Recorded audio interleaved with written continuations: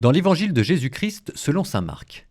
En ce temps-là, Jésus gravit la montagne et il appela ceux qu'il voulait. Ils vinrent auprès de lui et il en institua 12 pour qu'ils soient avec lui et pour les envoyer proclamer la bonne nouvelle avec le pouvoir d'expulser les démons.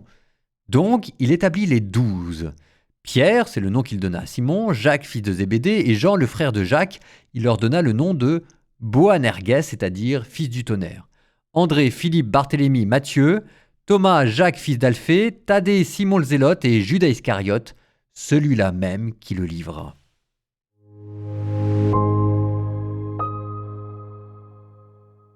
Vous auriez été qui dans les 12? Parce que moi je veux bien, mais au fur et à mesure que je lis l'évangile, on finit par les connaître.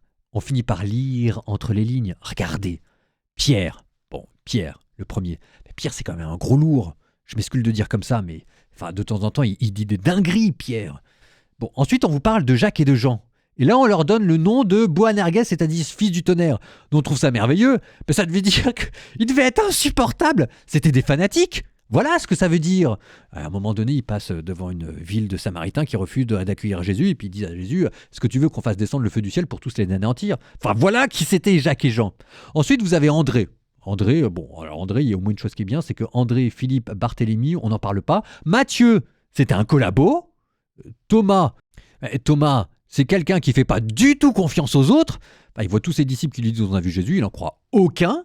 Ensuite, vous avez Jacques, fils d'Alphée. Jacques, fils d'Alphée, qu'est-ce qu'il a fait? Personne ne connaît, on peut quasiment rien dire de lui. C'est comme Thaddée, c'est des inconnus. Après, vous avez Simon le Zélote, encore mieux quoi, un terroriste repenti. Et après, vous avez Judas Iscariote, le traître. Mais imaginez-vous au milieu de tout ça. Mais il y a un moment donné, vous regardez et vous dites mais où est-ce que je suis? Et c'est qui ces types?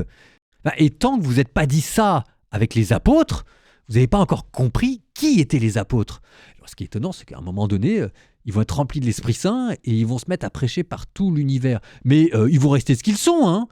Pierre, faut pas croire qu'il va pas du jour au lendemain arrêter de dire ses dingueries, hein. On le retrouvera dans les Actes des Apôtres. Et ça les rend étonnamment proches de nous.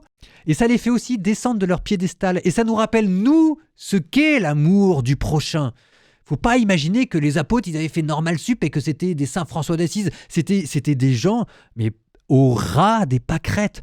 Ce que vous et moi rencontrons tous les jours. Et pourtant, ils ont fini par brûler d'un amour de Dieu et de Jésus qui a transformé le monde.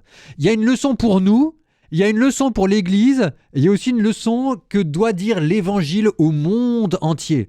Je vous laisse décrypter tout ça, d'accord? Réfléchissez.